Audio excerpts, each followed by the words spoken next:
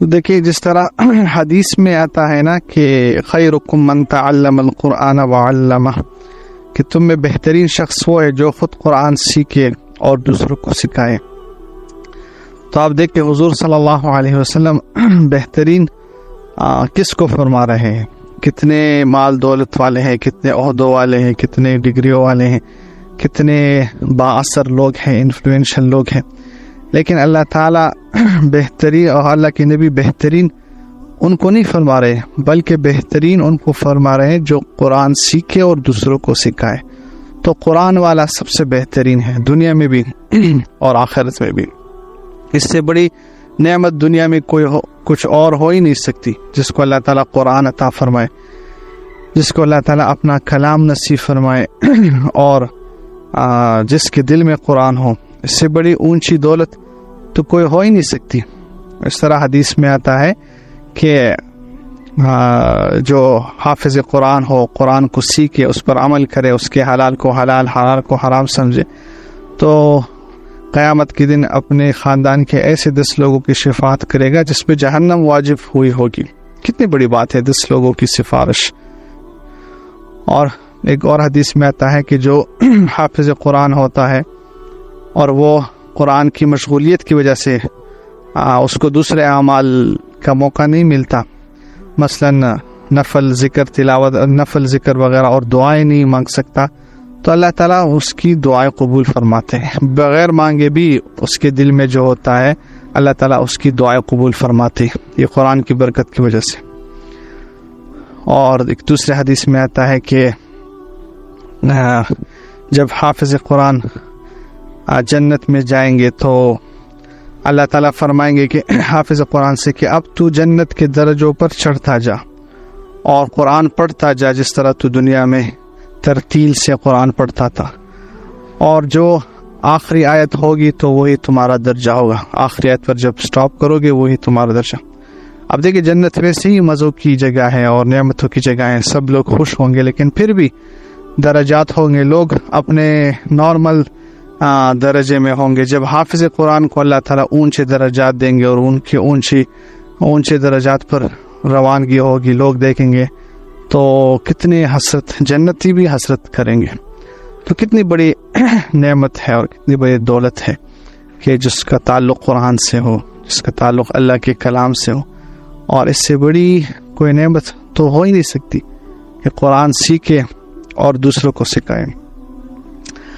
اور ہمارے شیخ الحدیث صاحب رحمۃ اللہ علیہ تھے، وہ نصائح میں فرمایا کرتے تھے کہ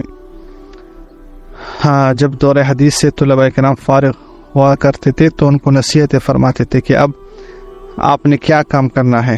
فرماتے تھے کہ ایک طرف آپ کو گورنر بنایا جا رہا ہو، گورنری کا پوسٹ دیا جا رہا ہو، اور دوسری طرف آپ کو معزن بنایا جا رہا ہو، معزنی کا پوسٹ مل رہا ہو، تو فرمائے کہ گورنری کو چھوڑ دے اور معزن بن جائے. پھر فرماتے تھے ایک جگہ آپ کو وزیر اعظم یا صدر بنایا جا رہا ہو اور دوسری جگہ آپ کو مسجد میں امامت مل رہی ہو، تو فرمائے کہ صدارت اور وزارت عظمیٰ کو چھوڑ دے اور امامت کو لے لے. اور پھر فرمایا کہ ایک جگہ آپ کو پوری دنیا کی بادشاہت مل رہی ہو، پوری دنیا کی بادشاہت، اور دوسری جگہ کہیں آپ کو اللہ تعالیٰ درس و تدریس کا موقع دے، علم پڑھانے کا، قرآن پڑھانے کا موقع دے، تو فرمائے کہ پوری دنیا کی بادشاہت کو چھوڑ دو اور درس و تدریس کو اختیار کر لو. یہ بہت بڑی بات ہے، اور یہ حضرت بزبان قال نہیں بزبان حال فرمایا کرتے تھے. حال ہی حضرت کا یہی تھا. تو اللہ والوں کے وقت ہوتی ہے کہ اللہ نے یہ نعمت دی ہے. قرآن کتنی بڑی دولت ہے، اور قرآن کا پڑھنا پڑھانا کتنی بڑی دولت ہے. ان کے سامنے دنیا کی ساری دولتیں ہیں، دنیا کی ساری عزتیں اور جو کامیابیاں، چین، راحت، سکون، اس کو اللہ نے قرآن کے ساتھ جڑا ہوا ہے. تو الحمدللہ بہت بڑی بات ہے جس کو یہ نسبت ہو جائے کہ قرآن سیکھے اور قرآن دوسروں کو سکھائے. بہت بڑی نعمت ہے، بہت بڑی نعمت ہے. ہاں، اس کے بارے میں آتا ہے اورنگزیب عالمگیر رحمۃ اللہ علیہ کے بارے میں کہ اس نے اپنے بیٹے کو حافظ بنایا. تو اورنگزیب عالمگیر رحمۃ اللہ خود بھی بہت دیندار بادشاہ تھے، اللہ والے بادشاہ تھے. تو جب بیٹے کو حافظ بنایا تو اس کو کہا کہ جاؤ یہ خوشخبری شاہ جہان کو سناؤ، دادا جان کو۔ تو شاہ جہان بادشاہ اس کے والد صاحب تھے، تو وہ اس کو اپنی بیوی سے بڑی محبت تھی، ممتاز بیگم، بہت محبت تھی اپنی بیوی سے، اور اپنی بیوی سے محبت کرنا یہ ولایت کی علامت ہے۔ وہ بندہ اللہ کے نزدیک ہوتا ہے، جنت کے نزدیک ہوتا ہے جس کو اپنی بیوی سے محبت ہو، جس بیوی کو اپنے شوہر سے محبت ہو۔ اور جتنی بیوی اور شوہر کے آپس میں جدائی ہوگی، عدم محبت ہوگی، اتنے ہی خطرات ہوں گے یہ اللہ سے دوری کے اور جنت سے دوری کے۔ تو اس کو اپنی بیوی سے بڑی محبت تھی، یہ تاج محل بھی اس میں بنوایا ہے محبت میں۔ لیکن چونکہ بادشاہ تھے اور بادشاہ کو سلطنت امور کا خیال کرنا پڑتا ہے، اس کی نگرانی کرنی پڑتی ہے، تو اس وجہ سے وہ محبت کے غلبے کی وجہ سے سلطنت امور میں پھر وہ توجہ نہیں رہتی تھی۔ اس وجہ سے اورنگزیب عالمگیر رحمۃ اللہ نے اپنے والد صاحب کو نظر بند کیا تھا، یعنی بس آپ اپنی امی جان کے ساتھ نظر بند کیا تھا کہ چلو آپ اپنے محبت میں مصروف رہے، اور کنٹرول سلطنت کا خود لیا تھا۔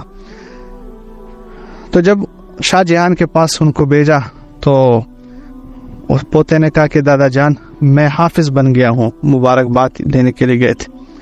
تو شاہ جہان نے کہا کہ میری خوشی اس میں نہیں ہے کہ میرا پوتا حافظ ہو، میری خوشی تو اس میں ہے کہ میرا بیٹا اورنگزیب حافظ ہوتا، کیونکہ قیامت کے دن تو سونے کا تاج اس کو پہنا جائے گا، مجھے نہیں پہنا جائے گا۔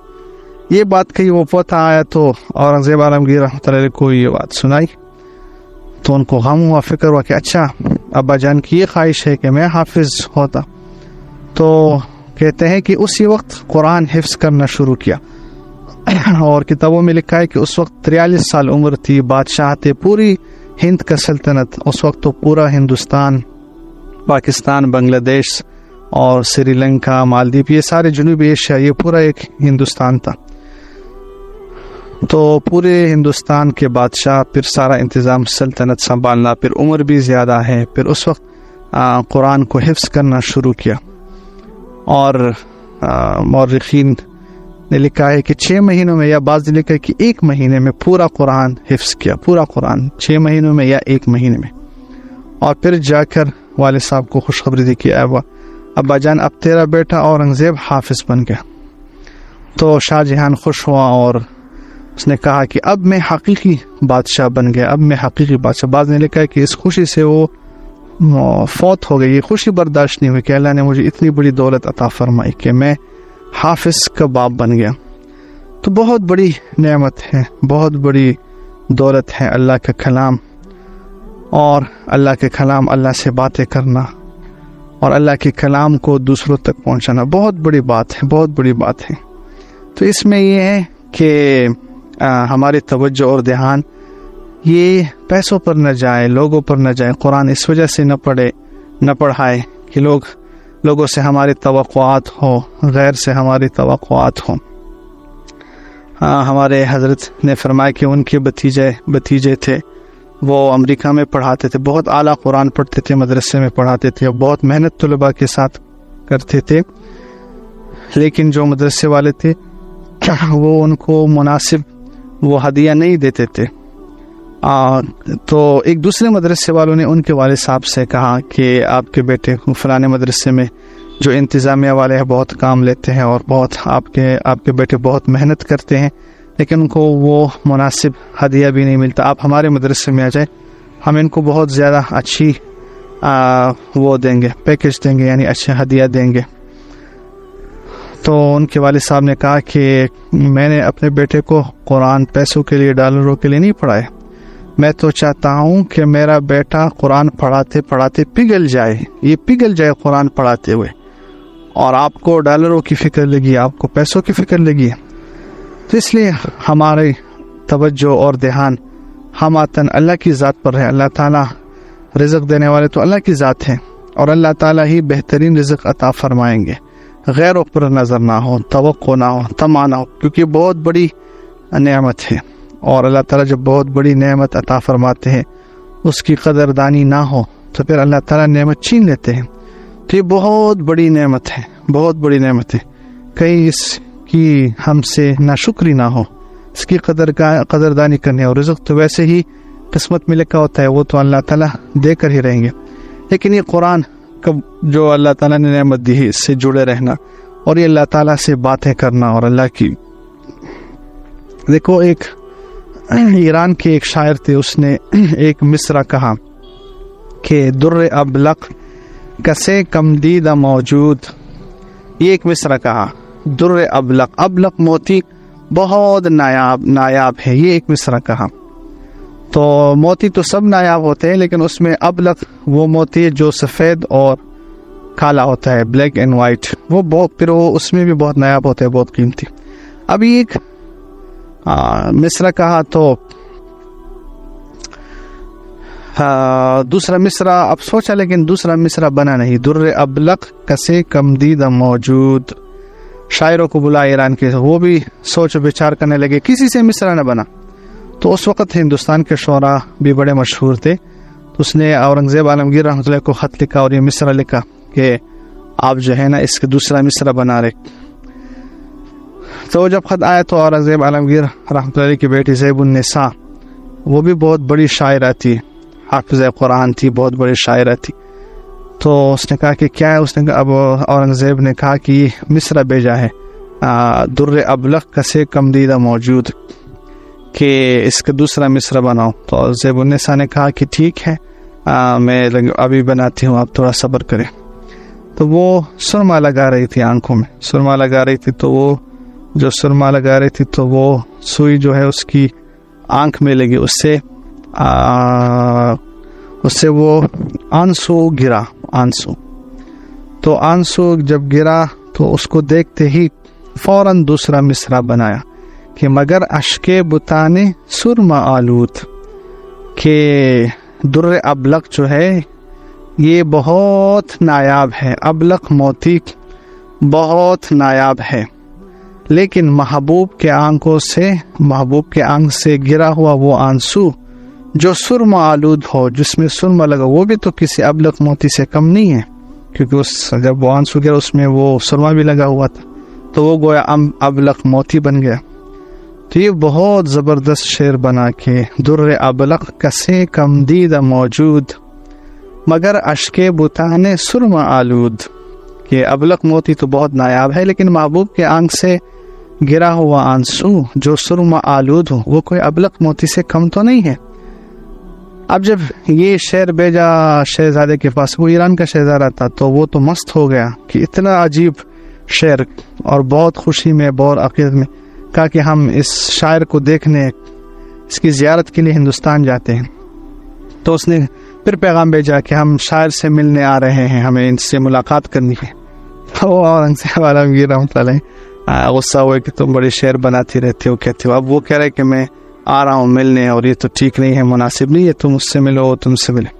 کہا کہ ابا جان فکر نہ کریں, میں دوسرے شعر بنا دیتی ہوں, آپ ان کو وہی بیچ دے, وہ خود ہی سمجھ جائیں گے. تو پھر دوسرے شعر انہوں نے بنائے کہ در سخن مخفی منم چوبو یہ گل در برگ گل, ہر کے دیدن میل دارد در سخن بیند مرا. در سخن مخفی منم, میں اپنے کلام میں ایسی چھپی ہوئی ہوں, چو بوئے گل در برگ گل, جس طرح پھول کی خوشبو پھول کے پتے میں چھپی ہوئی ہوتی ہے. برگ گل, برگ پتا, اور گل پھول, پھول کا پتا, گل برگ پھول کا پتا. یہ گلبرگ کے رہنے والوں کو بھی پتہ نہیں ہوگا کہ اس کا کیا مطلب ہے.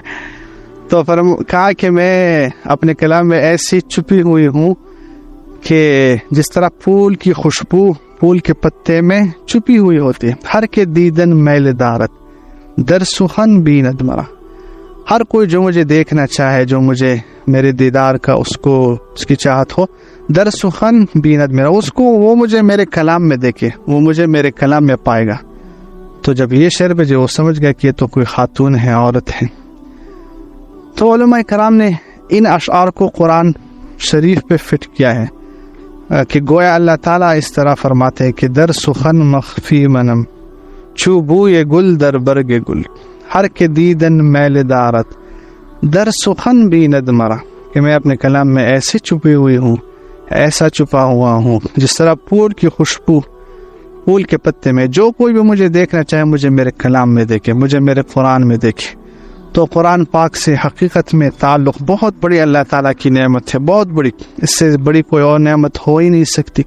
اس کی ہم قدردانی کریں اور اس کی ہم سے ناشکری نہ ہو, اور ہماری توجہ غیر پہ نہ جائے اور ہماری توجہ لوگوں پہ نہ جائے. اس اخلاص سے قرآن کی خدمت میں مشغول رہے. اللہ تعالیٰ دنیا میں بھی برکت نصیب فرمائیں گے اور آخرت میں بھی برکت نصیب فرمائیں گے. اللہ تعالیٰ ہمیں قرآن کو صحیح طور پر سیکھنے اور اس کو پڑھنے اور قرآن کو سمجھنے اور قرآن کے حقوق کو ادا کرنے اور قرآن پر عمل کرنے اور قرآن کو دوسرے تک پہنچانے کے اللہ تعالیٰ ہمیں توفیق عطا فرمائے. آمین یا رب العالمین.